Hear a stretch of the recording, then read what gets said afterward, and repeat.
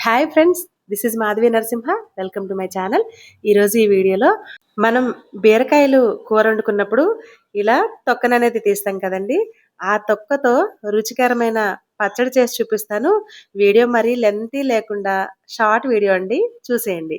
ఈ బీరకాయలను ఇలా కొంచెం కండ ఉండేలాగా మనం తీసుకొని మొత్తం కూడా చిన్న చిన్న ముక్కలుగా కట్ చేసేసుకోవాలి. కట్ చేసుకున్న వీటిని నీళ్ళలో వేసి శుభ్రంగా కడిగి పక్కన పెట్టుకోవాలి. చూసారు కదండీ! చిన్న చిన్న ముక్కలు ఇలా కట్ చేసేసుకోండి. తర్వాత మీకు స్పైసీనెస్‌కి తగ్గట్టుగా పచ్చిమిరపకాయలు వేసుకోండి.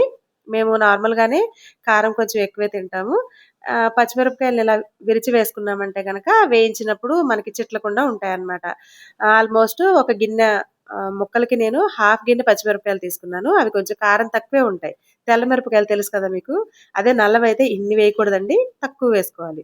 ముందుగా కడాయి పెట్టుకొని ఆయిల్ వేసుకొని ఇందులో పచ్చిమిరపకాయలు వేసి ఇలా వేయించుకోవాలి. అండ్ నెక్స్ట్ మనం ఇవన్నిటికి రుచి రావడం కోసం అని చెప్పేసి కొద్దిగా పచ్చిశనగపప్పు కొంచెం ఎక్కువే వేశాను.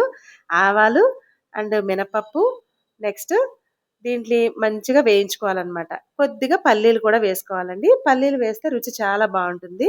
కొద్దిగా మనం వెల్లుల్లి రెబ్బలు కూడా వేసుకోవాలి. కట్ చేసి పెట్టుకున్న బీరకాయ తొక్కల ముక్కలు ఏవైతే ఉన్నాయో వాటన్నిటిని కూడా ఇందులో వేసి వేయించుకోవాలండి.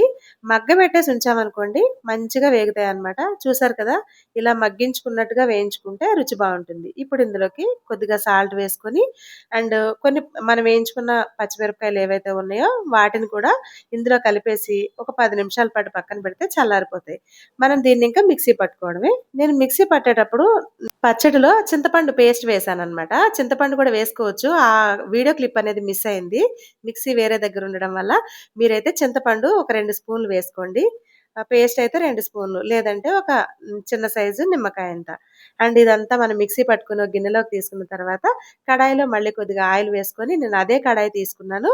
కొద్దిగా పచ్చిశనగపప్పు, మినపప్పు, ఆవాలు, ఎండుమిరపకాయలు, కరివేపాకు వీటిని వేయించుకొని మనం మిక్సీ పట్టుకున్న పచ్చడి ఏదైతే ఉందో ఇందులో వేసి కొద్దిగా ఈ పచ్చివాసన పోయే వరకు జస్ట్ 2 నిమిషాలు వేయించుకోవాలి. అంతేనండి, మన బీరకాయ తొక్కల పచ్చడి రెడీ అయిపోయింది. పుల్ల పుల్లగా, కారం కారంగా చాలా బాగుంటుంది. ఈ పచ్చడి వేడి వేడి అన్నంలో గాని, అట్లు కానీ, ఇడ్లీ కానీ ఎందులోకైనా బాగుంటుంది. నెక్స్ట్ వీడియోలో బీరకాయ టమాటా పచ్చడి ఎలా చేయాలో ఆ వీడియో కూడా ఉంటుంది. అది కూడా చూసేయండి. ఇలాంటి మరిన్ని వీడియోస్ కోసం నా ఛానల్ ని ఫాలో చేయండి. Thank you for watching.